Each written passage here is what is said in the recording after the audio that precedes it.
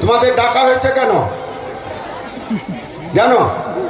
হ্যাঁ, আচ্ছা, আমাদের মুস্তফাপুর গ্রাম নিবাসী সম্মানীয় খগেন্দ্রনাথ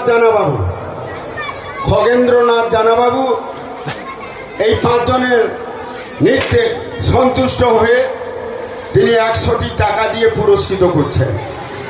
আচ্ছা, 100টি টাকা পেলি, এবার কিভাবে ভাগ করবি? কত করে পাবি? 100 টাকা প্রত্যেকে 10। হ্যাঁ, এটা 10 না রে বা, 50 টাকায় 10, 100 টাকায় 20 টাকা করে পাবো। ঠিক আছে, তাহলে 20 টাকা সে 10 টাকা, 30 টাকা হবে। যা